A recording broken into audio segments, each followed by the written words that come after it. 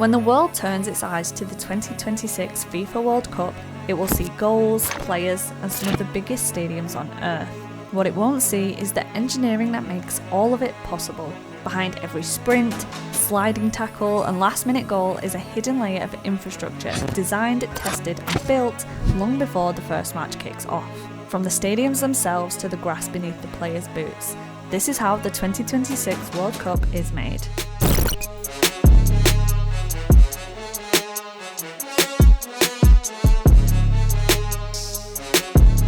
The 2026 World Cup is the largest ever staged. 16 stadiums, 16 host cities, and 3 countries. 11 venues are in the United States, 3 in Mexico and 2 in Canada. And unlike many past tournaments, almost none of these stadiums were built just for the World Cup. Instead, FIFA made a different engineering decision to make each stadium efficient, long-term and precise.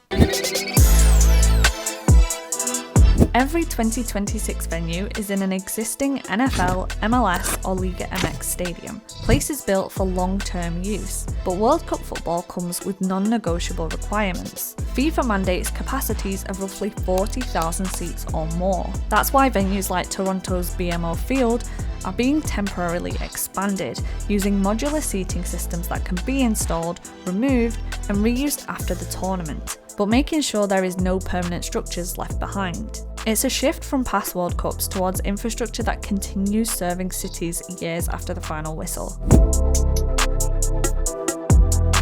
Hosting matches for millions of fans puts enormous strain on energy, water and transport systems, so FIFA's 2026 sustainability strategy sets common environmental targets across all venues. Lighting systems are replaced with high-efficiency LEDs, HVAC systems are upgraded to reduce energy use per spectator, and some stadiums integrate on-site renewables or smarter power management to flatten peak demand. Water systems are re-engineered too. Natural grass pitches require irrigation, but 2026 venues use precision watering, rainwater collection and low-flow plumbing to reduce water use far below older stadium designs. And on top of that, waste handling is redesigned from the ground up. Many stadiums are targeting zero waste events, with composting, recycling and material recovery built into concourses and fan zones.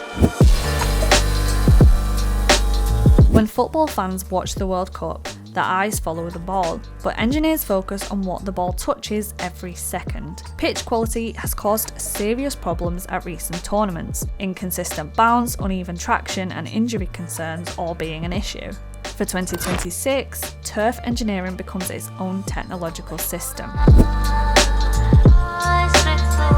Instead of each stadium growing its pitch independently, 2026 introduces something new: agronomic standardization. Working with US universities and turf scientists, engineers developed a modular hybrid grass system. And yes, it's as complicated as it sounds. Grass is cultivated off-site, in specialised farms, grown to exact specifications, then transported to stadiums in interlocking modules. Each section has to join seamlessly, so players never feel a difference underfoot, even at full sprint.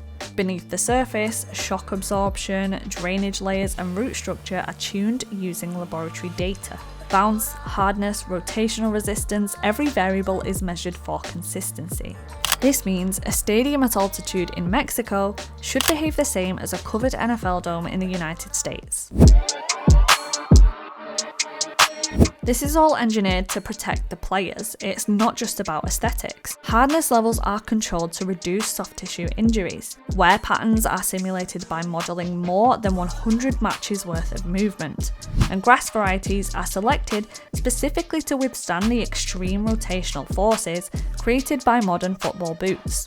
Even environmental effects like heat, humidity and rainfall are designed out of the equation as much as possible.